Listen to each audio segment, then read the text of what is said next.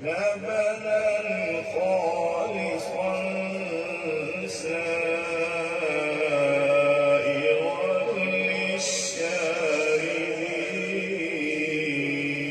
للشاربين ومن ثمرات النخيل والأعناب تتخذون منه سكرا ورزقا حسنا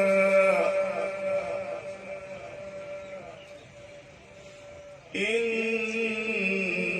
في ذلك لآية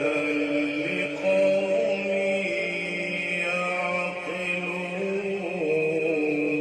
يعقلون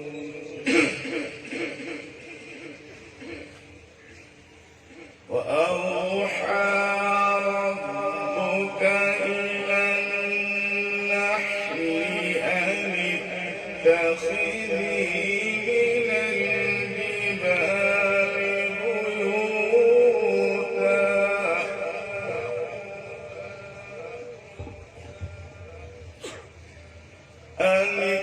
اتخذي من الجبال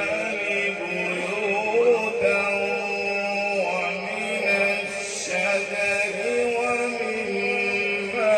يعرشون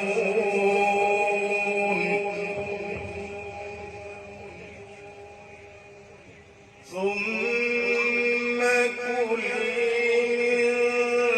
كل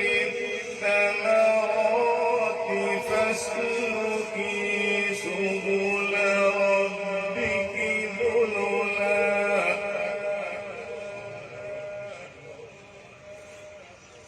يخرج من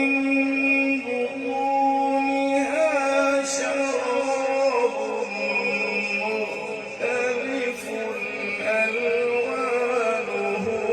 فيه شفاء للناس إن في ذلك لآية لقوم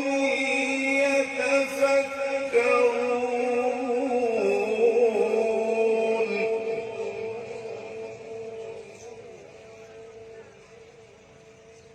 والله خلقكم ثم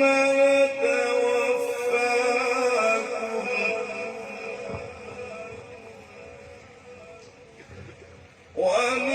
ومنكم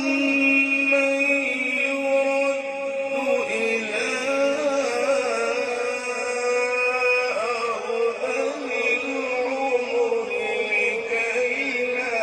يعلم بعد علم شيئا